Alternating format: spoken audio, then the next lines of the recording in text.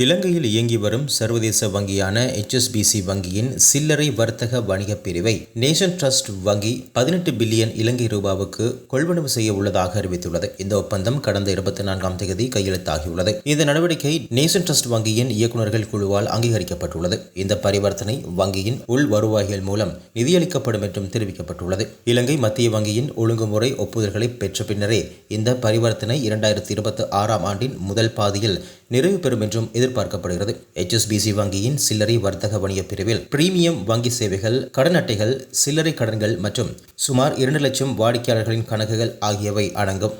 HSBC வங்கியின் சில்லறை வர்த்தக பிரிவில் தற்போது பணியாற்றும் ஊழியர்களுக்கு நேஷன் ட்ரஸ்ட் வங்கியில் வேலைவாய்ப்பு வழங்கப்படும் என்றும் இது ஒரு சுமூகமான மாற்றத்தை உறுதி செய்யும் என்றும் அறிவிக்கப்பட்டுள்ளது. இந்த கையகப்படுத்தல் இலங்கையின் சில்லறை வர்த்தக வங்கித் துறையில் நேஷன் ட்ரஸ்ட் வங்கியின் தலைமை நிலையை வலுப்படுத்தும் என்றும் அந்த வங்கி தெரிவித்துள்ளமை குறிப்பிடத்தக்கது. கனடாவுக்கு அனுப்புவதாக கூறி மக்களை ஏமாற்றும் நோக்கத்தோடு போலி ஆவணங்களை தயாரித்து வைத்திருந்தமைக்காக ஒரு ஆணும் 2 பெண்களும் நேற்று பம்பலப்பிட்டி போலீசாரால் கைது செய்யப்பட்டுள்ளார்கள். பம்பலப்பிட்டி போலீஸ் நிலையத்துக்கு கிடைத்த தகவலின் அடிப்படையில் சோதனை நடத்தப்பட்டு அவர்களிடம் இருந்து போலி விசா ஸ்டிக்கர்கள் கண்டுபிடிக்கப்பட்டன. கைது செய்யப்பட்ட சந்தேக நபர் பொரலை பகுதியைச் சேர்ந்த 69 வயது உடையவர் என்றும் 2 பெண் சந்தேக நபர்களும் 26 மற்றும் 68 வயது உடையவர்கள் என்றும் அவர்கள் கோனகனார மற்றும் பொரலை பகுதியைச் சேர்ந்தவர்கள் என்றும் அடையாளம் காணப்பட்டுள்ளார்கள். விசாரணைகளில் ஒரு சந்தேக நபர் மாத்திரம் கனடாவுக்கு அனுப்புவதாக உறுதியளித்து 38,31,000 மற்றும் 34,36,000 போன்ற பெரிய அளவிலான பணத்தை மோசடி செய்துள்ளமை கண்டறியப்பட்டுள்ளது. இந்த சந்தேக நபர்கள் இதுபோன்ற வேறு குற்றங்களில் ஈடுபட்டுள்ளார்களா என்பது குறித்து பம்பலப்பிட்டிய போலீசார் மேலதிக விசாரணைகளை மேற்கொண்டு வருகின்றார்கள்.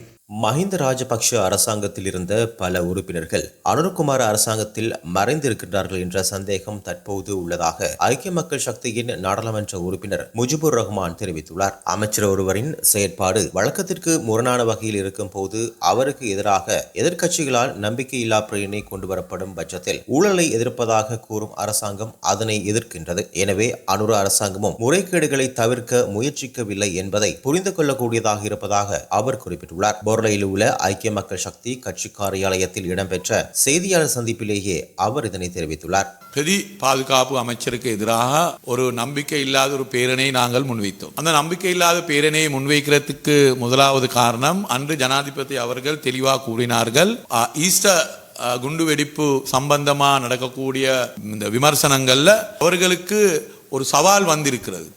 அரசாங்கம் அதை பற்றி விமர்சனம் செய்யக்கூடிய நிலைமை உருவாகி இருக்கிறது என்று ஜனாதிபதி அவர்கள் கூறினார்கள். அதை நாங்கள் தேடி பார்த்தால் எங்களுக்கு விளங்கக்கூடிய காரணம் என்னென்றால், அன்று ஈஸ்டர் சண்டே குண்டு வெடிப்பு நடந்த நேரத்தில் கிழக்கு மாகாணத்திலே பொறுப்பாக இருந்த அன்று இருந்த இராணுவ வீரர் அவர்கள் இன்று இந்த அரசாங்கத்திலே பிரதி பாதுகாப்பு அமைச்சராக வந்திருக்கிறார்கள். கிழக்கு மாகாணத்திலே உங்களுக்கு எல்லாருக்கும் தெரியும் பல முக்கியமான சம்பவங்கள் நடந்தது.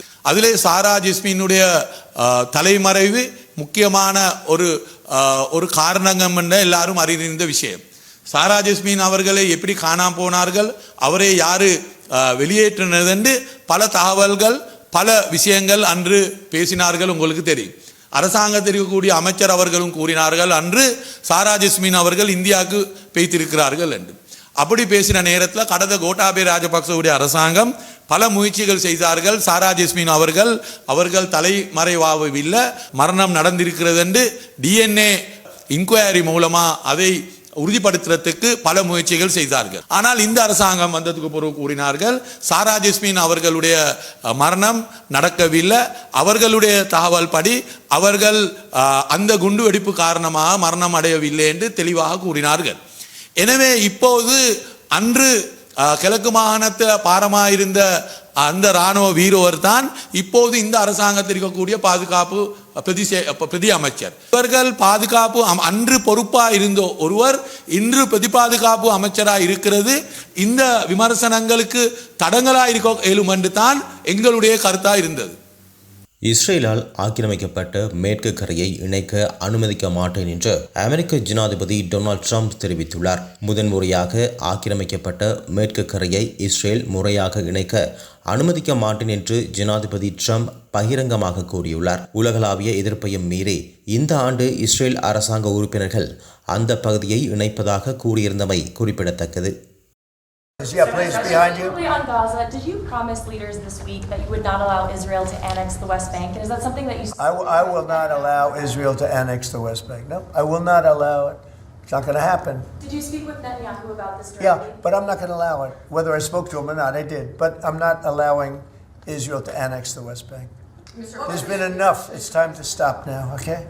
We have great relationships with a lot of countries. And you may be even more happy when you find out because we spoke with Bibi Netanyahu today and we spoke to all the leaders in the Middle East who are great people and we're getting pretty close to having a deal on Gaza and maybe even peace, which would be the first time in about, 2,000 years, I think? In the region, I'd say the first in, Steve, what would you say, first in 2,000 years or maybe 1,000? 2 millennium.